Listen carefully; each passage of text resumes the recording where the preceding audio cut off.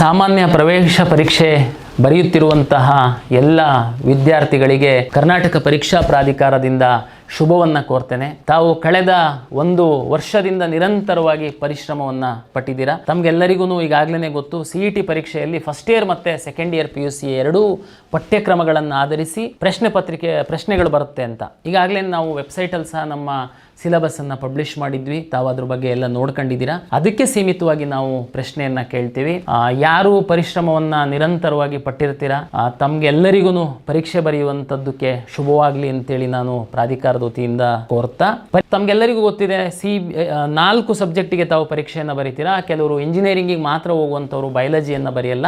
Form science related ಕೆಲವೊಂದು nursing form ಸೈನ್ಸಿಗೆ rank ಬೇಕು ಅಂತಂದವ್ರು ತಾವು ಬಯಾಲಜಿಯನ್ನು ಬರೀತೀರಾ. ಕೆಲವರು ನೀಟ್ ಎಕ್ಸಾಮ್ ಅನ್ನು ಬರೆದು ನಮ್ಮಿಂದನೇ ಸೀಟನ್ನು ಹಂಚಿಕೆ ಮಾಡ್ಕೊಳ್ತೀರಾ. ತಮಗೆ 4 ಸಬ್ಜೆಕ್ಟ್ ಇದೆ. ತಮಗೆಲ್ಲರಿಗೂ ಗೊತ್ತಿದೆ PUCದು 50% ಅಂಕಗಳು ಮತ್ತು CETಯ 50% ಅಂಕಗಳು ಆಧರಿಸಿ ನಾವು CET ರ್ಯಾಂಕನ್ನು ತಮಗೆ ಕೊಡ್ತೀವಿ. ಯಾವುದೋ ಒಂದು ಸಬ್ಜೆಕ್ಟಲ್ಲಿ ಸ್ವಲ್ಪ ಕಷ್ಟ ಆಗಿತ್ತು ಅಂತ ನೀವು ಡಿಮಾರಲೈಸ್ ಆಗಬಾರ್ದು, ಡಿಸ್ಕರೇಜ್ ಆಗಬಾರ್ದು.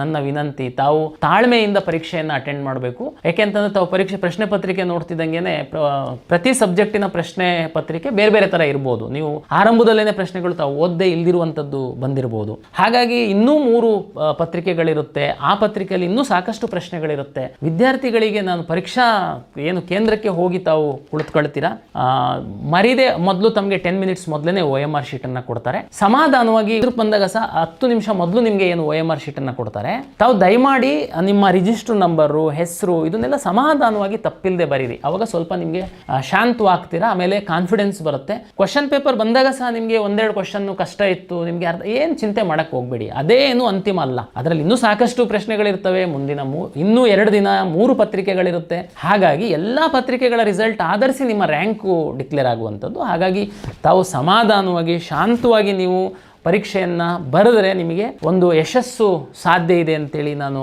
ಹೇಳ್ತಾ, ಪರೀಕ್ಷೆ ನಂತರ ಸಹ ನಾವು ಸಾಕಷ್ಟು ಪಾರದರ್ಶಕತೆಗೆ ಒಂದಷ್ಟು ಕ್ರಮಗಳನ್ನು ನಾವು ಕೈಗೊಂಡಿದ್ದೀವಿ. ಆದ ತಕ್ಷಣ ಏನು ನಮ್ಮ ಕರ್ನಾಟಕ ಪರೀಕ್ಷಾ ಪ್ರಾಧಿಕಾರಕ್ಕೆ ನೀವು ಬರೆದಂಥ OMR ಶೀಟ್ ಬರುತ್ತೆ. ಪರೀಕ್ಷಾ ಕೇಂದ್ರವಾರು ಸ್ಕ್ಯಾನ್ ಮಾಡಿ ನಾವು ನಮ್ಮ ವೆಬ್ಸೈಟಲ್ಲಿ ನಿಮ್ಮ OMR ಶೀಟ್ಗಳನ್ನ ನಾವು ಅಪ್ಲೋಡ್ ಮಾಡ್ತೀವಿ.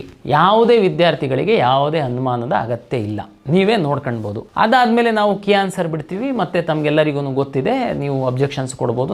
ಮತ್ತೆ ನಾವು PUC ರಿಸಲ್ಟನ್ನು ತಗೊಂಡು ನಾವು ನಿಮಗೆ ರ್ಯಾಂಕನ್ನು ಕೊಡುವಂಥದ್ದು. ಪರೀಕ್ಷೆಯ ನಂತರ ಸಹ ಅತ್ಯಂತ ಪಾರದರ್ಶಕವಾಗಿ ನಾವು ಫಲಿತಾಂಶ ಪ್ರಕಟಿಸುವಂಥದ್ದಕ್ಕೆ ಅಗತ್ಯವಿರುವಂತಹ ಎಲ್ಲ ಕ್ರಮಗಳನ್ನು ಪರೀಕ್ಷಾ ಪ್ರಾಧಿಕಾರ ಕೈಗೊಂಡಿದೆ. ಪರೀಕ್ಷೆಯನ್ನು ಸಮಾಧಾನವಾಗಿ ತಾವು ಬರಿಬೇಕು.